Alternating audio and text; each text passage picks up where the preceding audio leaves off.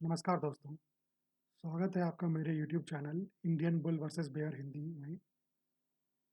इस वीडियो में अपन गोल्ड और सिल्वर के पिछले 6 दशकों के प्राइस ट्रेंड को देखेंगे और उस हिस्टोरिकल ट्रेंड के हिसाब से ये देखेंगे कि क्या जो सोना और चांदी है, वो आज की तारीख में भी एक अच्छा इन्वेस्टमेंट ऑप्शन है क्या?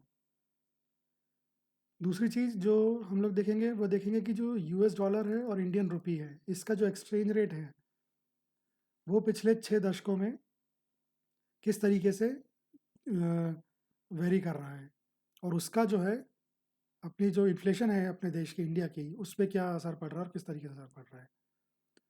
और सबसे आखिरी में ये देखेंगे कि क्या सोने चांदी के भाव जो होते हैं और जो यूएसडी और आईएनआर का जो मतलब डॉलर का और रुपी का जो एक्सचेंज रेट है, वो किसी तरीके से रिलेटेड है या कोरिलेशन है क्या उनमें कोई। तो ये चीज़ आज अपन इस वीडियो पे देखेंगे। सबसे पहले ये डिस्क्लेमर को केयरफुली पढ़ लीजिए। ठीक है, गोल्ड जो है वो इंडिया में कल्चरली, इकोनॉमिकली और फाइनेंशियली काफ़ी सिग्निफिकेंट है। 1970 में जब से मैंने ये डेटा शुरू किया है, इस पूरी स्टडी, इस रिसर्च में जो डेटा मैंने लिया है वो 1970 से के आगे का लिया है। 1970 में 10 ग्राम सोना जो था वो 176 रुपये का था। आज ये जो है 89,000 रुपये के आसपास का हो गया है। चांदी, जिसको कि गरीब आदमी का सोना भी कहा जाता है, ये भी ट्रेडिशंस में और काफ़ी इंडस्ट्रीज़ में भी यूज़ होती है। 1970 में 1 किलो जो चांदी थी वो 511 रुपए की थी। आज 99,000 रुपए के आसपास की चल रही है। डॉलर और जो रुपए हैं, उसका एक्सचेंज रेट इंडियन इकोनॉमी के लिए काफ़ी इम्पैक्टिंग रहता है, क्योंकि जो फॉरेन इन्वेस्टमेंट है वो उस पर काफ़ी डिपेंड करता है। 1970 में $1 7.5 रुपए के बराबर था, जो कि आज 87 रुपए के बराबर है। चलिए अब कुछ ग्राफ देखते हैं जिससे कुछ पैटर्न अपन लोग ढूंढते हैं कि कैसा ये इसने परफॉर्म किया है। तो ये ग्राफ है सोने का, जो 1970 से 2024 के एंड तक का ग्राफ है। इसमें 5-5 साल के पीरियड के अपन लोगों ने वो लिया है कि क्या कितना रिटर्न रहा है। तो अगर अपन देखें 75 से 79 तक, 1975 से 1979 तक 85% का रिटर्न दिया था। अगले 5 साल में 110% का रिटर्न दिया था। उसके अगले 5 साल में करीब करीब 60% का, उसके अगले 5 साल में 46% का। लेकिन 1995 से लेके 1999 तक गोल्ड ने -8% का रिटर्न दिया था। मतलब गोल्ड में भी नुकसान हो गया। गोल्ड जो है बहुत ही सेफ इन्वेस्टमेंट ऑप्शन माना जाता है, बहुत ही सेफ। लेकिन फिर भी 25-30 साल पहले गोल्ड में भी एक बार नुकसान हो चुका है। हाँ, ये बात और है कि उसके बाद से अगर आप देखिए इस सदी में, मतलब 2000 में अगर आप देखिए, पहले 5 साल में 38%, उसके अगले 5 साल में 148%, उसके 5 साल में फिर करीब करीब डबल, यानी कि 93%, उसके बाद के 5 साल में 26%, और पिछले 5 साल में फिर करीब करीब डबल कर दिया पैसा, 121% का रिटर्न दिया है। तो अच्छे रिटर्न दिए हैं। अब इसको जो है दशकों के हिसाब से देखते हैं, दशक के हिसाब से कितना रिटर्न दिया है। तो ये ग्राफ क्या बताता है, ये पिछला ग्राफ हर 5 साल के इंटरवल का ग्राफ था, ये हर 10 साल के इंटरवल का ग्राफ है। तो इसमें अगर आप देखिए तो 70 के दशक में 432% गोल्ड ने दिया था, उसके पहले 60 के दशक के हिसाब से। 80 के दशक में 235% दिया था गोल्ड ने रिटर्न। 90 के दशक ज़्यादा अच्छा दशक नहीं था गोल्ड के लिए, और केवल 35% का रिटर्न दिया था। 2000 के दशक में 242% का 10 साल का रिटर्न था। 2010 वाले दशक में 143% का रिटर्न था। और 2000 का जो 20 का जो दशक अभी चल रहा है, इसमें केवल अभी 5 साल हुए हैं। 5वां साल भी अभी एक ही क्वार्टर हुआ है, मतलब एक चौथाई भी पूरा नहीं हुआ है अभी। अभी से ही 153% का रिटर्न आ चुका है गोल्ड में, यानी 2.5 गुना से ज़्यादा तो अभी हो चुका है पिछले 5 साल, 5.5 साल में, 5.25 साल में ना। तो क्या गोल्ड एक अच्छा इन्वेस्टमेंट ऑप्शन है? तो गोल्ड, इसमें मैं कहना चाहूँगा कि गोल्ड एक अच्छा इन्वेस्टमेंट ऑप्शन है। ये डिपेंड करता है कि आपका इन्वेस्टमेंट का टाइम होराइज़न कितना है और आप कितना रिस्क लेना चाहते हो। गोल्ड ने ऐतिहासिक तौर पे अच्छे रिटर्न दिए हैं, डिसेंट रिटर्न दिए हैं, और इसमें रिस्क भी बहुत कम है। दुनिया भर के जितने भी सेंट्रल बैंक हैं, जैसे अपने इंडिया में आरबीआई है, ऐसे दुनिया भर के देशों में जितने भी बड़े बड़े देशों में सेंट्रल बैंक हैं, सब गोल्ड को भर भर के खरीद रहे हैं। आज की तारीख में पिछले कुछ सालों से बहुत गोल्ड खरीद रहे हैं। और उसका रीज़न क्या है? गोल्ड के प्राइस जो हैं वो हमेशा बढ़ते हैं किस समय? जब अनसर्टेनिटी रहती है दुनिया में। अनसर्टेनिटी जो है उसकी कोई कमी नहीं है, अभी पिछले कुछ सालों में भी और आने वाले कुछ सालों में भी कहीं से किसी तरीके से कमी नहीं है। अनसर्टेनिटी, युद्ध हो जाते हैं देशों के बीच में, या फिर बड़ी बड़ी इकोनॉमी में के बीचों में ट्रेड और टैरिफ वॉर, जैसे अमेरिका और चाइना, अमेरिका और इंडिया, अमेरिका और बाकी के देश जैसे कनाडा, मैक्सिको, या फिर देश दूसरे देशों की ज़मीन पे कब्जा करने की कोशिश करते हैं या ऐसा इंटेंशन शो करते हैं कि वो करेंगे। कुल मिला के किसी भी तरीके की अनसर्टेनिटी अगर रहती है, कोई बड़ी अनसर्टेनिटी, तो उस केस में गोल्ड के प्राइस बढ़ते हैं। और जैसा कि मैंने कहा कि अनसर्टेनिटीज़ की कोई कमी नहीं दिख रही है मुझे आने वाले कुछ सालों में, तो मुझे लगता है कि गोल्ड के प्राइसेस भी आने वाले सालों में लॉन्ग टर्म व्यू में अगर अपन देखें तो बढ़ते ही जाएंगे। ठीक है, अब सिल्वर के कुछ ग्राफ देखते हैं। सिल्वर के 5 साल के अगर अपन उसमें देखें कि 5 साल के गैप में अगर अपन स्टडी करें इसके रिटर्न सिल्वर के, तो सिल्वर शुरू में बहुत अच्छे रिटर्न देता था। 234% का रिटर्न दिया था 1975 से 79 में, 111% का 80 से 84, करीब करीब 90% का 85 से 89। लेकिन उसके बाद ये 10 साल रहे, 1990 से लेकर 1999 तक के जो 10 साल रहे, तब बहुत ही कम रिटर्न दिया चांदी ने। उसके बाद 3 बार बहुत बढ़िया रिटर्न दिया, 55% इन 5 सालों में, 88% इन 5 सालों में 2005 से 2009 तक, और 94% 2010 से 2014 तक। बहुत ही बढ़िया 15 साल, ये वाले 15 साल रहे चांदी के लिए। लेकिन फिर ये 2015 से 2019 का एक ये पीरियड आया, इसमें चांदी ने नुकसान दे दिया। इससे पहले चांदी ने नुकसान 1970 के से 74 के बीच में दिया था। देख रहे हो आप, 40-45 साल के बाद जो है चांदी ने नुकसान दिया यहाँ पे। लेकिन पिछले 5 साल 2020 से 2024 तक अगर आप देखोगे तो चांदी ने 136% का रिटर्न दिया है, 2.5 गुना से ज़्यादा रिटर्न वो कर दिया है, रिटर्न दिया है पिछले 5 सालों में। अब इसको 10 सालों के ग्राफ पे देखते हैं, 10 सालों के इंटरवल वाले ग्राफ पे देखते हैं, तो 70 के दशक में 254% रिटर्न दिया था, 80 के दशक में भी 274% रिटर्न दिया था, 90 का दशक अच्छा दशक नहीं था इस चांदी के लिए, और उसने 13% का रिटर्न दिया था 10 साल में। 2000 का जो दशक था वो बहुत बढ़िया ठीक ठाक दशक था, 191% का रिटर्न था। 2010 से लेकर 2019 तक का ये जो दशक था, इसमें 83% रिटर्न दिया था। और 2020 का जो दशक चल रहा है, यानी कि 2020 से लेकर अभी 2025 तक, जो भी 5 साल पूरे हो गए, छठा साल चल रहा है, उसमें अभी तक ही 144% का रिटर्न दे चुका है सिल्वर। और अभी तो करीब करीब केवल आधा ही अपन ने 2020 किया है, अभी तो आधा और बाकी है। तो क्या सिल्वर एक अच्छा इन्वेस्टमेंट ऑप्शन है? तो अगेन इसका आंसर जो है गोल्ड की तरह ही है कि आपका इन्वेस्टमेंट टाइम होराइजन कितना है और कितना रिस्क एपेटाइट है किसी का। लंबे समय में और कम रिस्क के हिसाब से अच्छा ऑप्शन है ये। गोल्ड के जितना अच्छा ऑप्शन नहीं है अगर अपन पिछले 55 साल का टोटल देखें तो। लेकिन अगर अपन पिछले 5 साल का देखें तो ये सिचुएशन बदलती है।